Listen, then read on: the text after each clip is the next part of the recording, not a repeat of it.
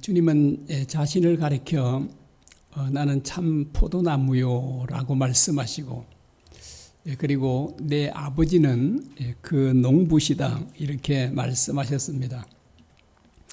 주님께서 왜 나는 포도나무요라고 하지 않으시고요, 그 앞에 한자를 덧붙였죠. 나는 참 포도나무요라고 하십니다. 그러면 예수님께서 왜 나는 포도나무요 하지 않으시고 나는 참 포도나무요라고 말씀하셨을까라고 하는 것입니다. 여러분, 왜 그랬을까요? 참이 있으면 뭐예요? 거짓이 있다는 거죠. 그러니까 참 포도나무가 아닌 포도나무가 있다는 말이잖아요. 그러면 그 참 포도나무가 아닌 포도나무는 어떤 것일까요? 그 하나님께서 한 포도나무를 애굽에서 가져다가 가나안 땅에 심으셨습니다. 그러면 이제 조금 누굴지 이해가 되시죠? 시편 80편 8절입니다.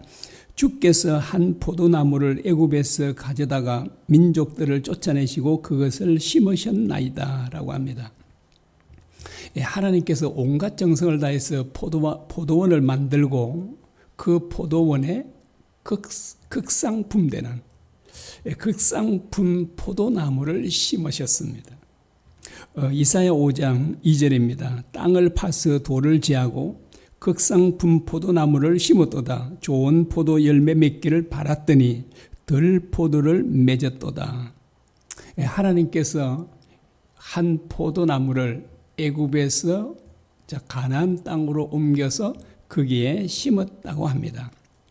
자, 이들은 누굴까요? 이 포도나무는요, 누구를 가리키고 있습니까? 이스라엘 백성들을 가리키고 있습니다. 그 하나님께서는 극상품 포도나무를 심으시고 온갖 정성을 다해서 다 잘 가꾸어 주셨습니다. 그럼에도 불구하고 이스라엘 백성들은 어떤 포도를 맺었다고요? 덜포도, 먹을 수도 없는 덜포도를 맺었다라고 말씀합니다. 자, 이스라엘 백성들은 왜 하나님께서 원하시는 좋은 포도를 맺지 못했을까요? 왜 그들은 못 맺었죠? 그들은 참 포도나무가 아니기 때문에 그렇습니다. 자, 그들이 아브라함의 자손이고 하나님의 백성들이었지만 그들에게는 사람들에게 생명을 주는 참 포도나무가 아니었습니다. 그래서 하나님께서 참 포도나무를 하늘에서 옮겨서 이 세상에 심으셨다라고 하는 것입니다. 자, 드디어 이제 하나님께서는 정말 하나님께서 원하시고 바라시는 좋은 포도를 많이 거두게 되셨다라고 하는 것입니다. 자, 우리는요, 여기에 나오는 오늘 본문에 말씀하고 있는 주님께서 내 아버지는 농부라라고 하신데, 자, 하나님은 어떤 농부이실까요? 하나님은 한마디로 말하면 한 번 계획한 것은 반드시 이루시고야 마는 농부세요. 그분은 자신의 계획을 이루시기 위해서요, 하나밖에 없는 아들도 아낌없이 내어놓을 수 있는 분이십니다. 여러분, 세상에 어떤 부모가 어떤 일을 이루기 위해서 내 하나밖에 없는 자식을 죽일 수 있겠습니까? 죽음의 자리에 내놓을 수 있겠습니까? 그런 부모는 아마 세상에 아무도 없을 겁니다. 그런데 하나님께서는 정말 이 좋은 포도를 얻기 위해서 하나밖에 없는 아들을 희생의 제물로 기꺼이 내놓으셨다라고 합니다. 여러분, 이 말씀을 보시면 우리의 구원이요, 얼마나 확실한가를 보여주죠. 여러분, 하나님께서는 우리의 구원을 다 이루실 때까지, 완전하게 이루실 때까지 결코 쉬지 않으실 겁니다. 반드시 이루시고야 말. 만약에 구원이 우리에게 달려 있다면 우리는 진짜 불안해서 살 수가 없을 겁니다. 우리는 뭐 그냥 마음이 완전히 번덕스럽잖아요. 오늘 아침에 먹은 게 정신 때마다 도 달라지고 하는 게 우리인데, 그런데 하나님께서는 한 분 마음을 잡수시면, 딱 이렇게 계획을 하시면 절대로 하나님께서는 그 일을 반드시 이루시고야만은 그런 농부시다라고 하는 것입니다. 정말 우리 여호와 하나님의 열심은 그 누구도 따라갈 수 없고요. 조금 표현이 그러긴 한데 우리 하나님의 고집은 누구도 꺾을 수가 없어요. 좋은 의미로 말씀 안 드린 겁니다. 고집하면 이렇게 나쁜 의미로 생각하지만 좋은 의미로 그 고집을 누구도 꺾으실 수가 없어요. 하나님께서는 참 포도나무를 통해서 그 많은 열매를 얻기 위해서요, 자신의 모든 지혜와 능력을 총동원하십니다. 여러분, 그 전지전능하신 하나님께서 자신의 지혜와 능력을 총동원하신다면 실패가 있을까요, 없을까요? 결코 실패도 있을 수가 없어요. 여러분은 포도농사를 안 지으셨죠? 저는 저희 장인어른께서 그렇게 포도농사를 짓는 데 가서 좀 도와주기는 도와줬습니다. 뭐 할 일들이 많지만 포도농사를 짓는 사람에게 정말 또 가장 중요한 일이 하나 있다면 뭘까요? 전지작업이에요. 가지치기라 그러죠. 이 가지치기를 하지 않으면 좋은 포도를 얻을 수가 없어요.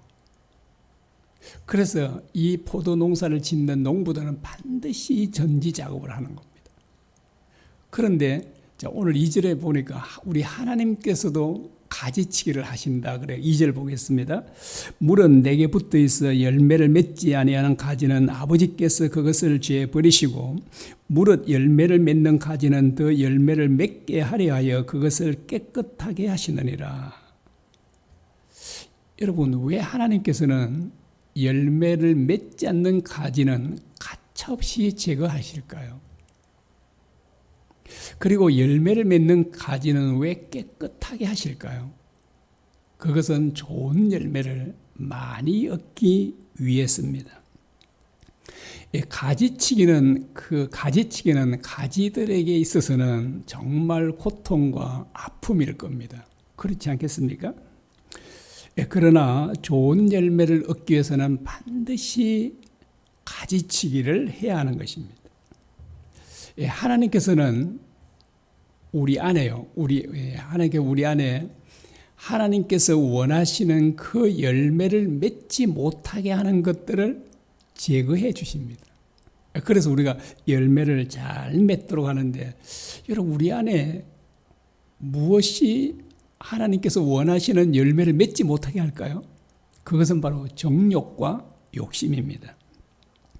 여러분, 사람들이 왜 육체의 쾌락을 쫓아 살까요? 그거는 우리 육체의 정욕 때문에 그렇습니다. 왜 사람들이 죄를 짓죠? 욕심 때문에. 야고보서 1장 15절에 이렇게 말씀합니다. 욕심이 잉태한 적 죄를 낳고 죄가 장성한 적 사망을 낳느니라 라고 합니다. 여러분, 로세처가 왜 소음기둥이 됐을까요? 욕심 때문에 그렇습니다. 아간이 왜 그의 가족과 함께 진멸당했습니까? 그것도 욕심 때문에 그렇습니다. 자, 욕심은 죄를 낳고요, 죄는 반드시 사망을 낳게 된다라고 이렇게 말합니다. 자, 이렇게 욕심은 죄를 낳고 우리를 결국 파멸에 이르게 하는데, 그럼 욕심을 버려야 되잖아요. 여러분, 욕심 버리기가 쉽습니까? 쉽지 않으십니까? 욕심 버리는 게 결코 쉽지 않습니다. 그런데 하나님께서 우리가 버릴 수 없는 이 욕심을 하나님께서 버리게 해주십니다. 이걸 어떻게 버리게 해주시죠? 고난이라는 도구를 통해서 우리의 이 욕심, 정욕들을 버리게 해주시는 겁니다. 여러분, 극심한 고난을 당하면 그 사람은 전적으로 하나님만 찾고 하나님만 의지하게 됩니다. 여러분, 극심한 고난 가운데 있는 사람이 세상의 것들을 막 욕심 부리는 사람이 있을까요? 예를 들어서 암에 걸려서 사기입니다. 말기입니다. 이제 몇 개월 살지 않았습니다. 그런데 그 사람이 뭘 후회할까? 내가 한탕 해야 되는데, 많이 벌어야 되는데 이걸 후회할까요? 그걸 후회하는 사람은 아무도 없어요. 여러분, 정말 우리가 극심한 환난과 고난 가운데 있으면 우리는 그 정욕, 욕심들을 저절로 버리게 됩니다. 그 세상 줄 끊는 것은 환난과 고난입니다.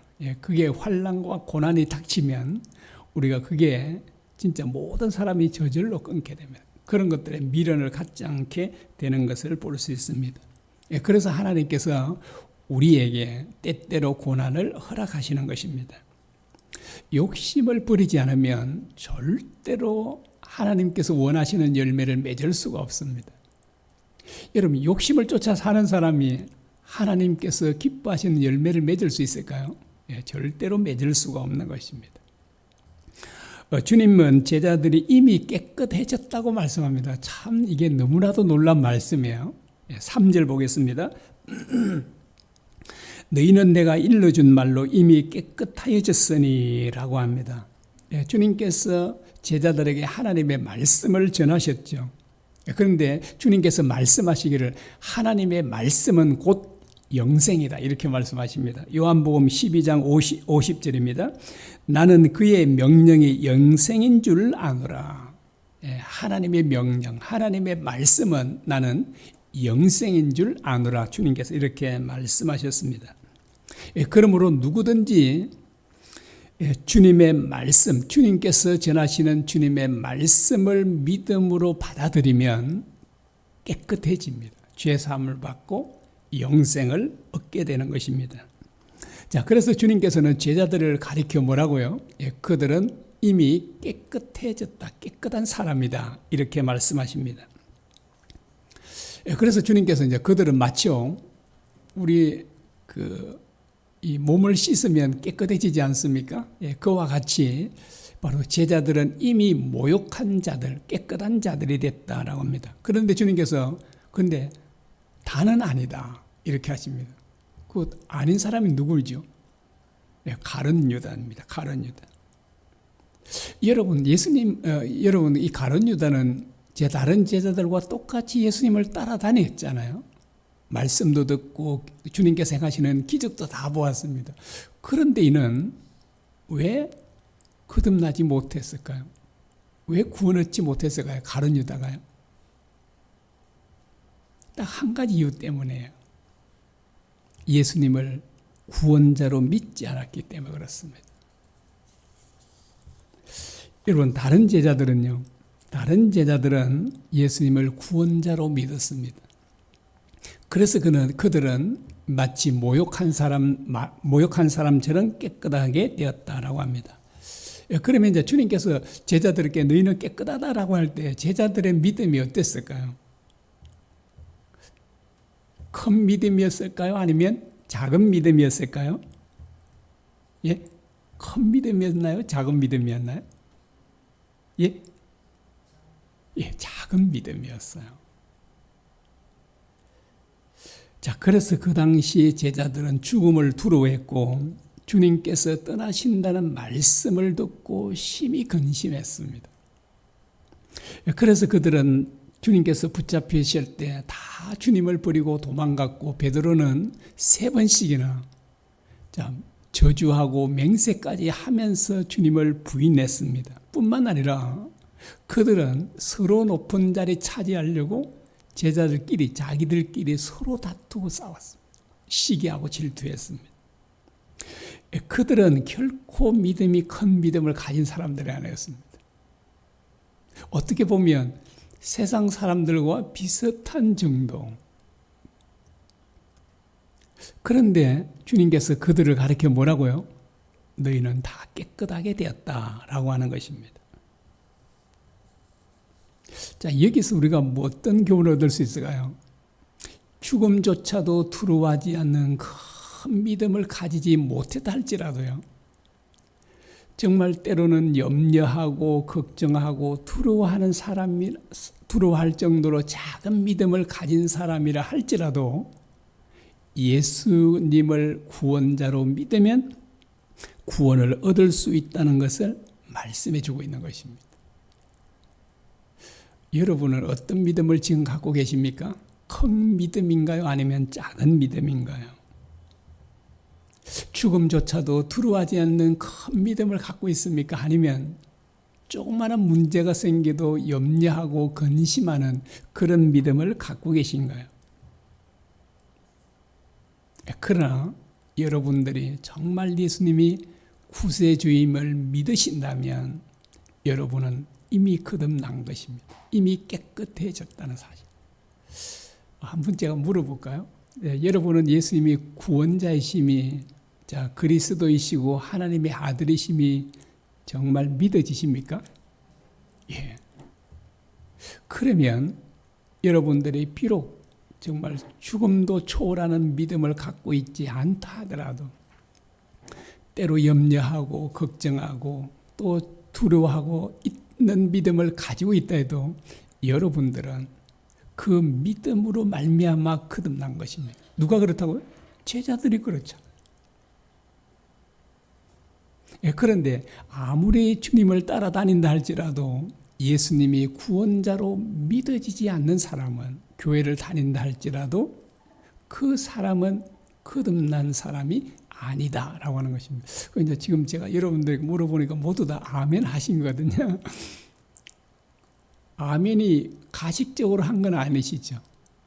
아니, 나는 뭐 안 믿어지는데 그렇게 물으니까 그냥 목사님 물어서 내가 대답했습니다. 이런 분은 없으시잖아요.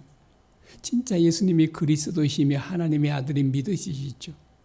예, 그거는 작은 믿음을 가지고 있다 하더라도 그 사람은 주님께서 너는 이미 모욕한 자다, 깨끗한 자다라고 주님께서 말씀하시는 것입니다. 자, 주님께서 제자들에게 이렇게 말씀하십니다. 4절을 보겠습니다. 내 안에 거하라, 나도 너희 안에 거하리라. 가지가 포도나무에 붙어있지 아니하면 스스로 열매를 맺을 수 없음같이 너희도 내 안에 있지 아니하면 그러하리라 라고 하십니다. 주님께서 제자들은 이미 주님 안에 거하는 자들이잖아요. 자, 이게 잘 들어보십시오. 자, 제자들은 이미 주님 안에 거하는 자들입니다. 자, 내 안에 거하라, 나도 너희 안에 거하리라 이렇게 말씀하는데, 그런데 왜 주님께서 이미 제자들은 주님 안에 거하고 계시는데 또 내 안에 거하라고 말씀하시는가라고 하는 것입니다. 여러분, 지금도 아마 주님께서 아마 이 자리에 오셔서 앞에서 말씀하시면 우리에게 뭐라고 하실까요? 이 말씀을 하시겠죠. 자, 너희는 모두 내 안에 거하라. 그러면 나도 너희 안에 거할 것이다. 이렇게 말씀해요. 우리 안에 지금 이제 주님을 믿어 거듭난 우리에게는 주님이 계시잖아요. 성령으로 와서 계시지 않습니까? 그런데 왜 우리에게 또 내 안에 거하라 이렇게 말씀하시는가라고 하는 것입니다. 왜 그렇게 말씀하시죠? 그런데 그 뒤에 이제 구절을 보면 주님 안에 거하지 아니하면 우리 스스로 열매를 맺을 수 없기 때문이다라고 그렇게 말하죠. 이거는 분명합니다.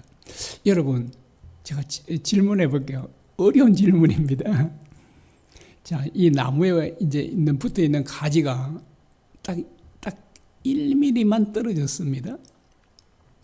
그 가지는 열매를 맺을 수 있나요, 없나요? 1mm만 떨어졌는데요. 1mm만 떨어져도 그 가지는 열매를 맺을 수 없을 뿐만 아니라 생존조차 불가능합니다. 이것은 우리도 똑같은 우리도 그러합니다.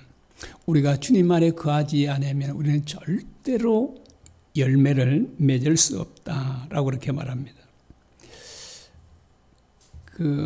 여러분은 주님 안에 어떻게 거하게 되셨죠? 어떻게 주님께서 우리 안에 오셨죠? 무엇으로요? 믿음으로입니다. 주님을 믿고 의지함으로, 주님을 믿음으로 주님께서 우리 안에 와 계시는 겁니다. 자, 우리가 주님을 영접할 때, 주님을 영접할 때 그 한 번만 주님을 영접하면 되는 거 아닙니까? 그럼 와 계시잖아요.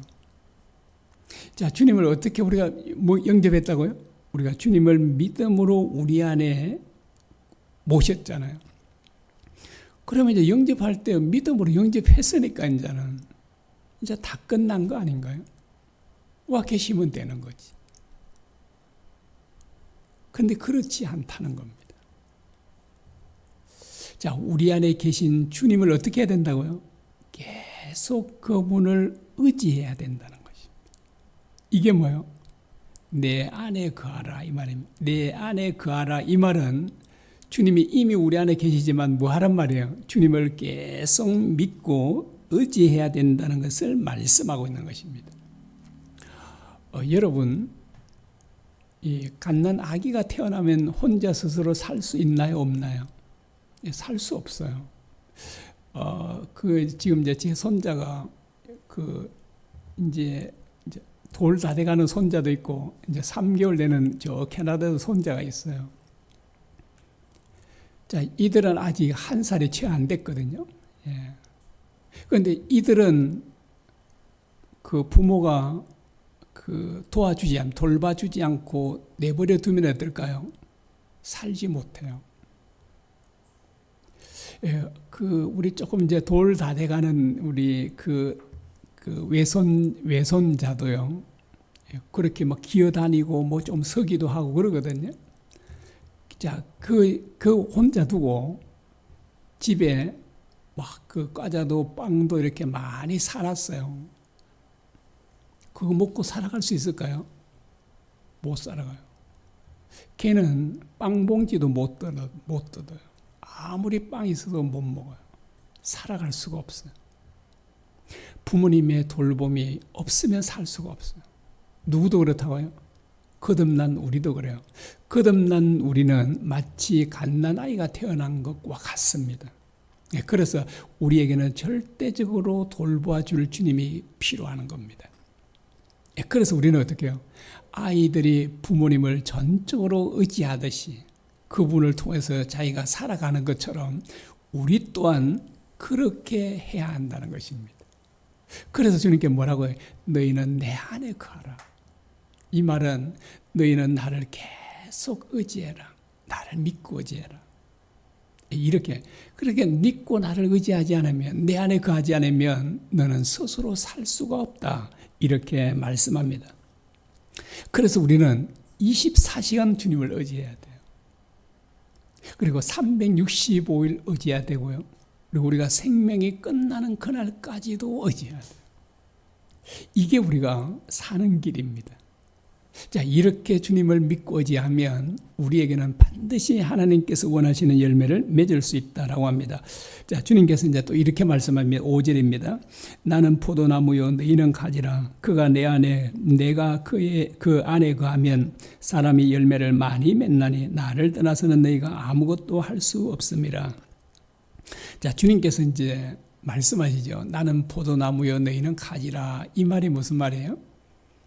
주님과 우리의 관계를 말하고 있습니다. 나는 포도나무다. 너희는 내게 붙어있는 가지다. 이 말씀입니다. 여러분, 이 말씀 보시고 깜짝 놀라지 않으셨나요? 이거는 정말 충격적인 말이에요. 어마어마한 말씀이에요. 나는 포도나무요 너희는 가지다 라고 하는 이 말씀은 정말 어마어마한 말씀, 정말 엄청난 말씀이 아닐 수 없습니다. 왜 그럴까요? 주님은 포도나무고 우리가 가지라면 주님과 우리가 완전히 하나 되어 있다는 것을 의미합니다.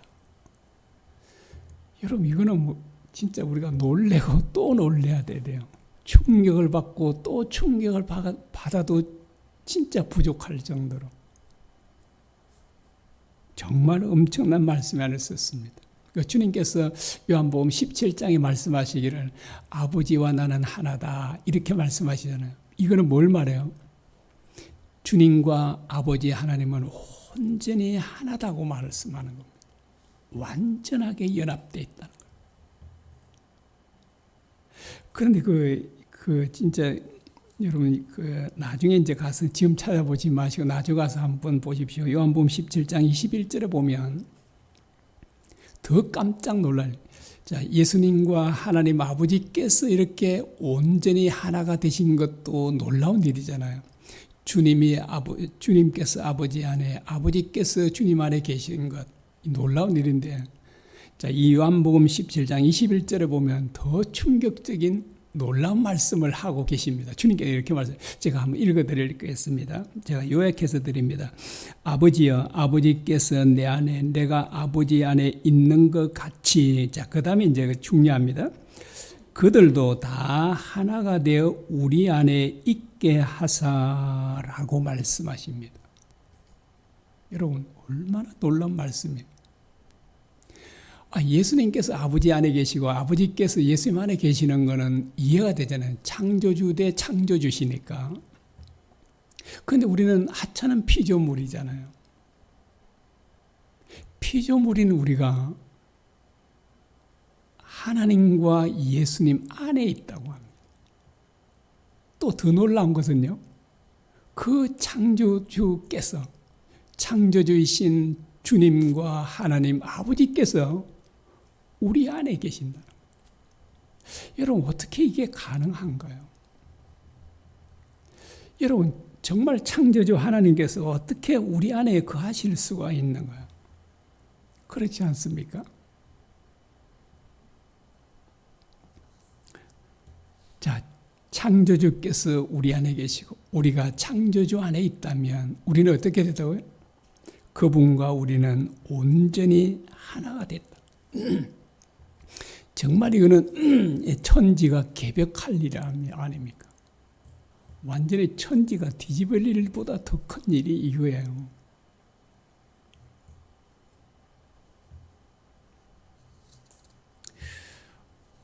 여러분, 예수님을 믿는 우리들이 얼마나 큰 축복을 받은 사람들인지 모릅니다. 저는 그렇게 생각해요. 우리가 참 미처 깨닫지 못하니까 우리의 구원이 완성돼서 우리가 아버지 하나님 앞에 가면 우리는 다 기절할 거예요. 그렇지 않겠습니까? 진짜 구원이 이렇게 놀랍고 큰 줄은 나는 정말 몰랐다고. 내가 이걸 진작 알았으면 내가 세상에 있을 때 더 진짜 하나님을 위해서 하나님 더 사랑하고 하나님 위해 살았을 건데 내가 이렇게 몰랐었다고. 구원이 이렇게 큰 줄은 내가 상상조차 못했다고 이렇게 말하면서 우리는 다 까무라치게 될 겁니다. 그럴 정도로, 진짜 놀랄 정도로 우리가 받은 구원은 그처럼 크다라고 하는 것입니다. 여러분, 우리 안에 계신 주님, 또 우리가 주님 안에 있는데, 우리 안에 계신 주님이, 또 우리와 함께 하신 주님이 어떤 분이신가요? 어떤 분이시죠? 한마디로 말하면 온 우주 만물을 창조하신 분입니다. 우리는 이제 과학이 발달돼서 과학자들의 말을 들어서 좀 많이 알고 있잖아요. 여러분, 온 우주가 얼마나 강한지를 과학자들이 말해주고 있지 않습니까? 그 한 은하계의 지름이 얼마나 긴지 아십니까? 10만 광년이라고 그래요. 자, 1광년은 빛이 1년 동안 가는 속도라 그러잖아요. 자, 빛은 1초에 얼마만큼 갈까요? 30만 킬로미터라고 합니다. 그래서 지구는 4만 킬로니까 지구를 7바퀴를 돌게 됩니다. 1초 똑딱 하면 벌써 7바퀴를 도는 거예요. 우리 지구에서 달의 거리는 38만 5천 킬로미터입니다. 그럼 빛이 가면 얼마나 걸려요? 1.2초예요. 똑딱 하고 이렇게 하면은 벌써 달까지 간 거예요. 우리가 이제 자동차를 보게 돼 자동차 100km를 달리면 얼마 정도 걸리냐 하니까요. 달까지 160일이 걸립니다. 어마어마한 거리잖아요. 그런데 빛은 1초 만에 거기 갈 수 있다라고 하는 것입니다. 그런데 그 은하계 지름이 무려 10만 광년이니까 여러분 빛이 하루 동안만 가는 거리만 해도 끝이 없잖아요. 그런데 그게 10만 광년, 1광년도 아니고 이거는 뭐 상상을 초월해요. 그래서 자, 이 한 은하계만 있다 해도 이 우주는 어마어마하게 크잖아요. 그런데 이 은하계가 몇 개쯤 되는지 아십니까? 100개, 1000개, 무려 2조 원이 넘을 것이라고, 2조 개가 넘을 것이라고 추정하고 있어요. 2조 개? 상상도 안 되잖아요. 여러분, 별들은 그 온 우주에 몇 개가 있을까요? 이것도 이제 다 뭐 정리를 못하고 이제 대충 뭐 추정하겠죠. 무려 이렇다고 합니다. 7조 곱하기 100억. 계산이 되는가요? 7조 곱하기 100억. 그래서 저 모래보다 많다고 하는 거예요. 모래도 셀 수가 없잖아요. 이게 도무지 셀 수가 없는 별들. 그 온 우주가 얼마나 광활하고 그 별들이 얼마나 무수한지. 그런데 이 모든 것을 누가 만드셨다고요? 우리와 함께 하신 주님께서 만드셨다고 합니다. 그리고 그분은 만드실 뿐 아니라 그 모든 것들을 친히 말씀의 능력으로 관리하신다 그래요. 히브리서 1장 3절입니다. 그의 능력의 말씀으로 만물을 붙드시며 라고 합니다. 말씀의 능력으로 모든 만물을 붙드시고 관리하신다, 운행하신다라고 합니다. 여러분, 지금 뭐 이게 태양을 중심에서 막 움직이잖아요. 별들이 움직이고 있잖아요. 이게 주님께서 말씀의 능력으로 붙잡지 않으면요, 부딪히고 난리가 나겠죠. 이 모든 게 지금 지구가 돌고 하는 것도 지금 주님께서 말씀의 능력으로 운행하고 계시기 때문이다라고 말씀을 하고 있습니다. 자, 우리 주님은 하늘과 땅의 모든 권세를 가지신 정말 만왕의 왕이시고 모든 만물의 주인이 되십니다. 여러분, 이런 분과 우리가 완전히 하나가 되었다는 것은 정말 엄청난 일이 아닐 수가 없잖아요. 자, 이런 어마어마한 분을 우리가 우리의 주님으로 모시고 사는 사람이 두려워하거나 염려한다는 것은요, 있을 수가 없는 일이에요. 여러분, 우리가 주님의 능력, 주님의 지혜는 우리의 상상을 초월하는 분이잖아요. 그 엄청난 분이 우리를 도우시기 위해서 우리와 함께 하시는데 우리가 어떤 일에 대해서 두려워하거나 염려한다? 이거는 정말 있을 수가 없는 일이에요. 그런데 우리가 염려하고 죽음도 두려워하고 있지 않습니까? 왜 그럴까요? 그것은 주님과 우리가 완전히 하나 됐다는 오늘 본문의 말씀이 믿어지지 않아요. 그래요. 여러분, 오늘 이 본문의 말씀, 나는 포도나무여 너희는 가지다. 우리는 완전히 연합하고 하나가 되었다는 이 말씀을 진짜 믿으면 어떤 절망적인 상황에서도 절대로 절망하지 않습니다. 죽음요? 전혀 두렵지 않은 거예요. 그 허드슨 테일러가 중국에서 선교할 때 우울증과 신경쇠약이 걸려서 18개월 동안 누워 있었다고 합니다. 이 허드슨 테일러 그 선교사님이 중국 사람 보니까 너무나도 비상식적으로 거기에 막 분노가 치어오르는 겁니다. 어떻게 사람이 저렇게 할 수 있어? 뭐 이렇게요. 그리고 선교비도 끊어졌죠. 전도도 잘 안 되죠. 그리고 자녀 3명과 아내를 잃었습니다. 그 당시 아내가 32살이라고 합니다. 여러분, 이런 상황에서 어찌 절망하지 않고 사람이 쓰러지지 않을 수 있겠습니까?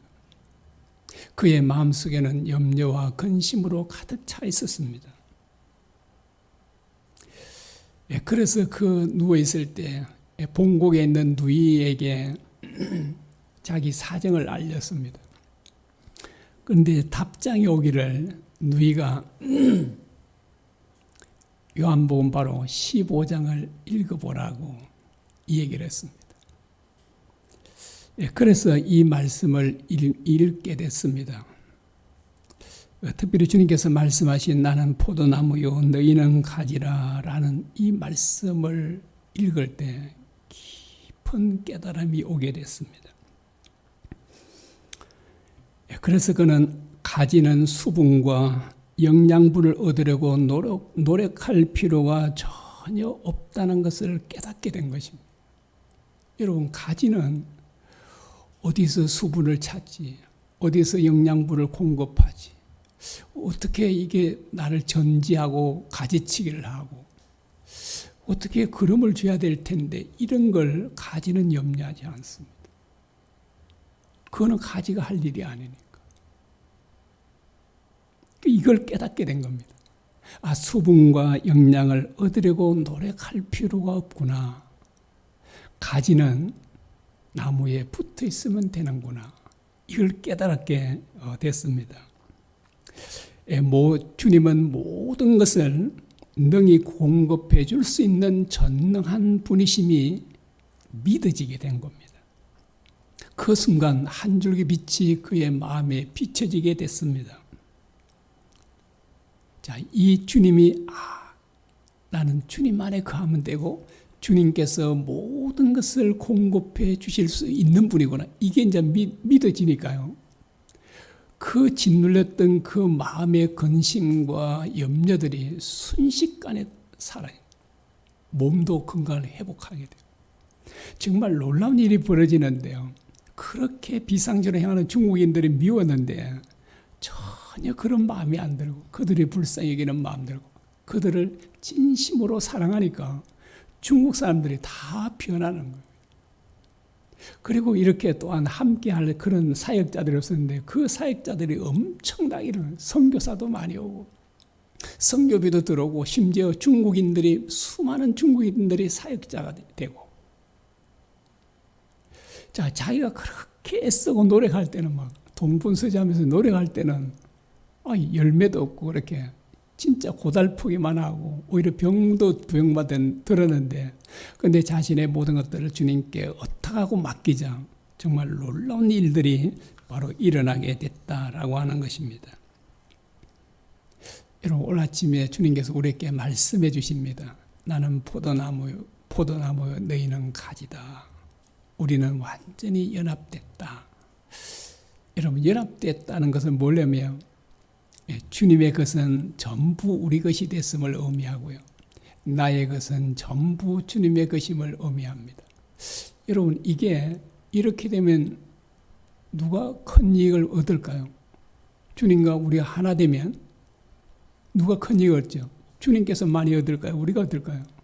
전적으로 우리예요. 우리는 거지처럼 가난했던 사람들입니다. 주님은요, 모든 것을 다 가진 분이잖아요.